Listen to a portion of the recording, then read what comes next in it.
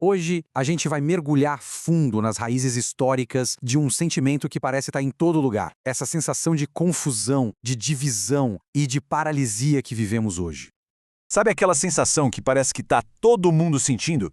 É por aí que a coisa começa. As sociedades parecem rachadas ao meio, com muita raiva e desconfiança de quem está no poder. Só que, ao mesmo tempo, parece que está todo mundo paralisado, sem a menor ideia de como sair dessa. Para a gente entender como chegamos nesse ponto, vamos seguir 3 fios de uma meada que à primeira vista não tem nada a ver um com o outro. Os fantasmas de um império que ruiu na Inglaterra, uma revolução do eu lá na China e a paranoia que tomou conta dos subúrbios americanos. Vamos ver como essas 3 histórias se cruzam e moldam o nosso mundo de hoje. Bom, nossa primeira parada é na Grã-Bretanha, lá pelos anos 50, uma nação que viu seu império desaparecer do mapa, mas onde as velhas estruturas de poder, as velhas atitudes, continuavam ali, bem vivas. E aqui a gente já dá de cara com uma hipocrisia tremenda do poder britânico da época. De um lado, aquela imagem toda polida, a pátria-mãe, a classe dominante com seus rituais, mas por trás dessa fachada a realidade era outra, bem mais brutal. Corrupção, tortura em massa no Quênia, violência. O velho poder não tinha ido a lugar nenhum, só tinha mudado de cara. E essa atitude, claro, respingava em quem estava chegando, principalmente nos imigrantes das antigas colônias. Essa pergunta aí, feita por um barbeiro a um imigrante de Trinidade chamado Michael de Freitas, mostra perfeitamente a tensão que estava no ar. Isso, claro, foi um baque psicológico enorme para imigrantes como o de Freitas. Eles acreditavam naquela ideia do império, da pátria-mãe, só para chegar lá e encontrar rejeição e medo. Eles descobriram que aquele lugar que imaginavam era, na verdade, um país assustado que não os queria por perto. Agora a gente dá um salto e vai para a China, para conhecer a segunda peça desse quebra-cabeça. E ela tem nome, Jiang Qing, a esposa de Mao Zedong. Ela se tornou a personificação de um individualismo feroz e muito vingativo. Olha, a história da Jane Qing é impressionante. Pensa só, de uma atriz meio que fracassada, cheia de ambição, ela se torna uma figura de um poder imenso, movida por um desejo de vingança contra todo o sistema que a tinha desprezado. E quando a revolução do mal começou a dar errado, foi ela que ele chamou para salvar a situação. E o lema dela era esse: eu sou uma unidade de um. Isso era uma ruptura total com a ideia de coletivo do Partido Comunista. Era a vontade individual dela acima de tudo.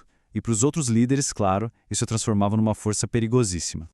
Beleza, agora a gente cruza o mundo de novo e aterrissa nos Estados Unidos para nossa terceira e última história. Aqui a gente vai ver como o isolamento dos novos subúrbios americanos acabou criando 2 formas de individualismo que eram o oposto uma da outra. Uma bem paranoica e outra super criativa.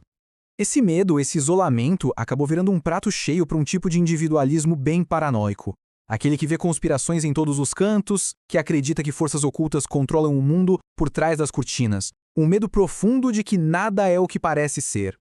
Mas do outro lado da moeda, em oposição total a essa paranoia, surgiu um outro tipo de individualismo. Um individualismo criativo que mandava às favas os velhos sistemas de poder. Para eles, o caos não era motivo de medo. Pelo contrário, era a fonte da liberdade. E essa nova forma de ver o mundo acabou criando um jeito de pensar que se tornou super influente. A ideia era a seguinte: esquece a lógica, esquece o porquê das coisas. Em vez disso, procure os padrões, as coincidências. A pergunta não é mais por que mataram o presidente, mas sim quem mais estava lá. Que outras coisas estranhas aconteceram. A crença era que essas conexões, por mais fracas que parecessem, iriam revelar o sistema oculto por trás de tudo. E aí a coisa fica ainda mais sinistra. Qual foi a resposta do governo a esse individualismo todo que estava surgindo? Um projeto secreto para tentar literalmente apagar o passado da mente das pessoas. Pois é. O nome desse projeto era MKUltra. E não é ficção não. Era uma conspiração real tocada pela CIA para tentar reprogramar a mente humana. E os métodos eram brutais.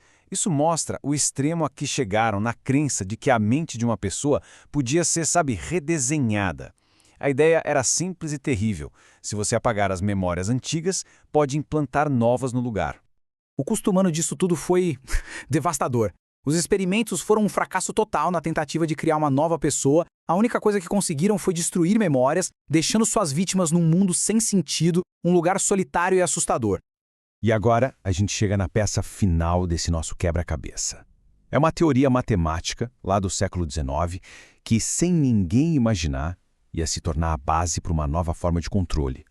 O trabalho desse matemático, George Boole, tinha uma dualidade bem interessante. Por um lado, parecia uma tentativa de entender a mente humana, mas por outro, podia ser visto como uma ferramenta para, digamos, colonizar a mente. Um jeito de simplificar a bagunça que é o pensamento humano em algo que pudesse ser controlado. E aqui está a grande virada, a conexão crucial de tudo. Aquele sistema esquecido do Boole, baseado em sim ou não, verdadeiro ou falso, era perfeito para o sistema binário dos computadores, o famoso liga e desliga, 1 e 0. A lógica dele virou a base de todos os algoritmos. E é aqui que tudo se conecta. A gente chega na nossa conclusão, onde aquela vingança da Yang King, a paranoia dos subúrbios americanos e a lógica fria do George Boole se juntam para formar o mundo que a gente vive hoje. Vamos recapitular um pouco. Todos esses personagens que a gente viu, a Yang King, o Michael de Freitas, o pessoal da contracultura, todos eles lutaram contra sistemas de poder que eram visíveis, palpáveis, eles conseguiam olhar nos olhos do inimigo. Só que aí vem o plot twist final. Toda aquela paranoia, aquela desconfiança, aquela busca por padrões que a gente viu, tudo isso migrou para dentro desse novo mundo, o mundo supostamente lógico e racional dos computadores e da internet. As mesmas teorias da conspiração encontraram um novo lar nos dados, nos algoritmos. E isso nos deixa com uma pergunta final. Pensa bem, os sistemas de poder antigos a gente conseguia ver, mas e agora? O que acontece quando os novos sistemas de poder, aqueles que moldam o nosso dia a dia, são invisíveis?